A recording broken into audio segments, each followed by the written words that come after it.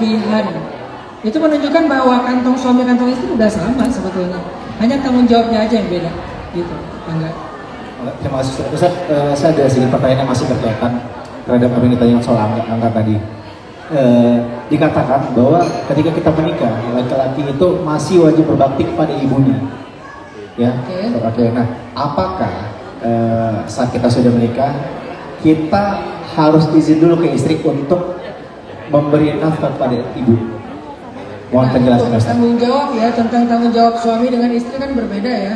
Karena laki-laki itu adalah pemimpin, dia punya tanggung jawab terhadap ibunya, terhadap saudarinya, kakak atau adiknya. Kalau misalnya mereka nggak ada suami atau udah cerai, maka itu jadi tanggung jawab saudara laki-laki gitu. Nah, dalam konteks kayak gini, dia bukan ngasih izin sebetulnya, ngasih tahu ke istrinya bahwa aku punya tanggung jawab menafkahi ibu, menafkahi adik, atau menafkahi ponakan misalnya, karena ponakan juga bagian dari tanggung jawab seorang laki-laki. Istri berhak tahu, tapi tidak perlu juga meminta restu atau izin dari istri untuk bisa membelanjakan harta tersebut. Tapi dia harus tahu, jangan sampai diam-diam ngasihnya, kecuali dengan kondisi yang istimewa ya. Mungkin istrinya pencemburu, istrinya mungkin orangnya tuh kayak agak pelit misalnya, istrinya mungkin terlalu sering boros. Kalau nanti dia kasih ke ibunya tahu, dia minta lebih juga, akhirnya dia jadi malah ngeborosin harta. Ada kondisi-kondisi pengecualian, tapi secara normal istri berhak tahu sih kemana suami membelanjakan hartanya, apa aja tanggung jawabnya, dia tetap berhak tahu tanpa harus meminta izin. Baik, oke. Next pertanyaan dari sisi sini, teman-teman boleh silakan. Mungkin yang di belakang, Ya, ada yang mau bertanya, silakan. Silakan. Oh, Bunda Santi. Assalamualaikum Ustaz. Waalaikumsalam.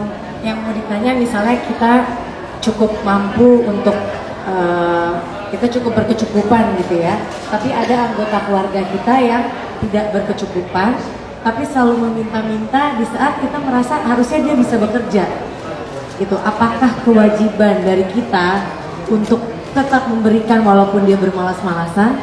Gak usah dipikirin deh malasnya, yang penting tetap aja itu kewajiban kita. Atau kita boleh sesekali bilang bahwa kita nggak bisa terus-terusan memberikan karena ya kamu masih bisa bekerja gitu. Baik, terima kasih. Baik, terima kasih Teh Santi. Ini menarik nih. Ini sering kita mengalami peristiwa ini Pak Ustadz. Kita alhamdulillah Allah kasih rezeki lebih. Ada saudara kita yang kekurangan. Sekali dua kali ketika mereka minta bantuan kita kasih karena tanggung jawab kita.